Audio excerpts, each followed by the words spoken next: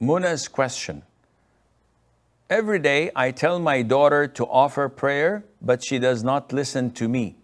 I tell her to offer prayer and make dua, but she ignores me.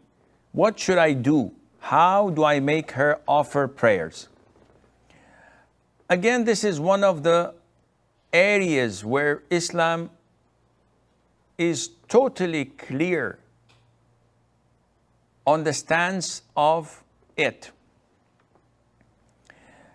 In the non-Muslim world, they would probably say it is their freedom, it is their right to choose whether they want to pray or not. This is up to them. There is no compulsion in religion. We must not order them to pray. If they don't want to pray, it's up to them. This is totally unaccepted. In Islam, this is totally unaccepted. The most important pillar after the Shahada is prayers. Establishing prayer is the essence of Islam. Without prayers, there is no Islam. The Prophet said, alayhi salatu wasalam, that the pledge between us and them is prayer. Whoever abandons it is a kafir, a disbeliever. Whoever does not pray at all is a disbeliever.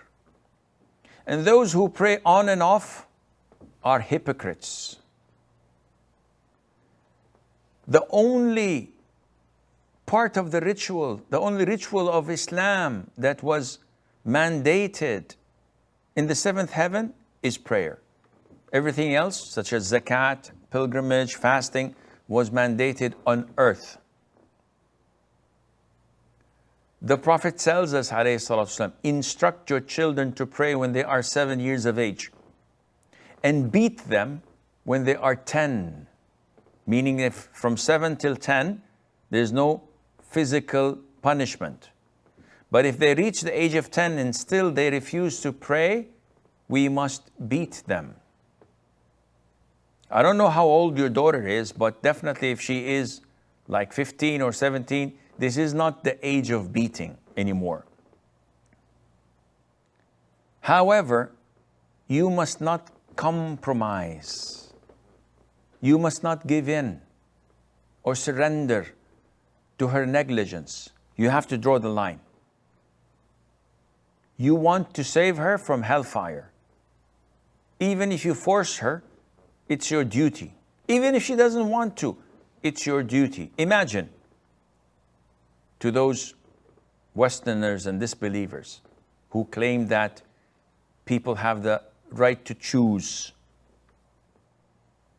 Imagine if you see someone in America wanting to commit suicide.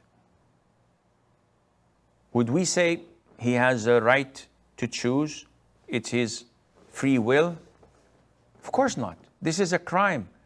And if he were to be caught, he would be taken to prison for trying to kill himself. Euthanasia is a crime in most countries, which is killing yourself due to the pain that is intolerable. So you get the help and the assistance of a doctor to euthanize you. Merciful killing, they call it. It's a crime. So when a child says, I don't want to pray, we have to reprimand. When a man or a woman says, I don't want to pray, this is a betrayal of the religion. And this is grand treason to the community. And we have to correct this. Even by force, it has to be corrected. So you have to look into your daughter's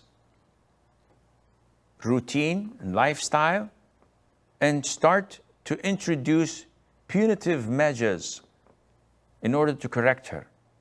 And generally speaking, your husband is the controller of such measures. He's the man of the house. He has to force his daughter. Or we will have to take punitive measures. No allowance, no mobile, no internet access, no permission to leave and see your friends until you establish your relationship with Allah. Because this is the last straw that would break the camel's back. The Prophet ﷺ said that between a man and kufr and blasphemy is prayer. So once a person leaves prayer, then he's not a Muslim anymore. So this is not something to be taken lightly. Like if she started smoking, for example. Yes, this is sinful, this is harmful for her health, but it's a sin. Unlike leaving prayer, this is really serious and it has to be taken seriously as well.